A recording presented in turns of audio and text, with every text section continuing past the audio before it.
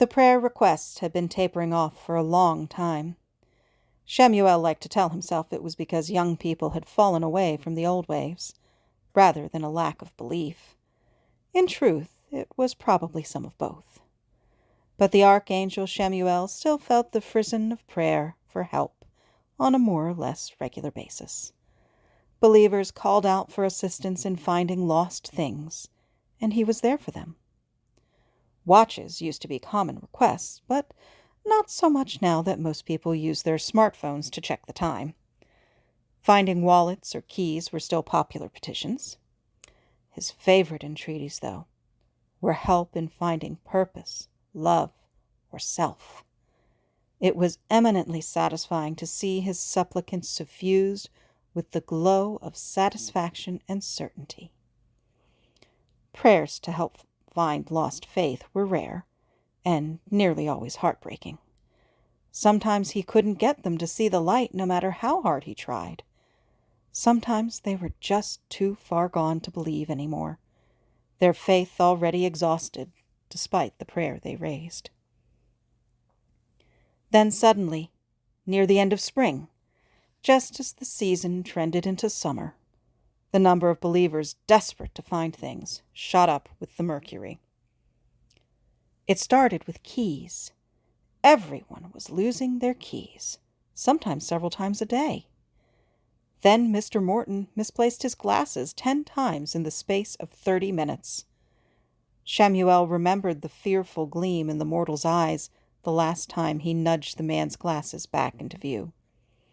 The anxious man had just lost his father to dementia-related complications earlier that year. Shemuel wanted to stay and help him find his lost peace of mind. But that had not been requested of him, and another prayer request thrilled against his skin. Shemuel had to go.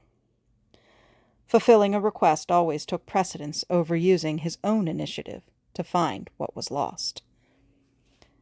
Mrs. Landry needed her sewing scissors. Mr. Wabash couldn't find his debit card, and he was desperate to order a pizza. Ms. Baker was nearly in tears trying to find a critical presentation on her hard drive. Her promotion was riding on that presentation. That was a tough task for Shemuel. Modern technology and angelic grace didn't always play well together. But he nudged her mouse to hover over the right file, which was somehow in the wrong directory, just in time. He waited in silence, invisible at the back of the conference room, hoping to witness her professional triumph. Another prayer, full of desperation, quivered in his ear. A true supplication full of such faith he had not felt in many a decade. Archangel Shemuel, I seem to have lost the family Bible. I know that nothing is truly lost since God is everywhere, and therefore you can see where everything is. Please guide me to find what I'm looking for. Thank you, Shemuel. He followed the prayer, stepping into a sick room set up in the parlor of a creaking old home in Louisiana. A young woman hunted around the room, lifting the scattered detritus of the sick room with a frown on her face. The prayer did not come from her. In fact, Shemuel could not read her at all, not even her name, as he could with all other humans. He took a step toward her to examine her more closely, admiring the rainbow of tattoos that flitted across her arms. The prayer tugged at him again.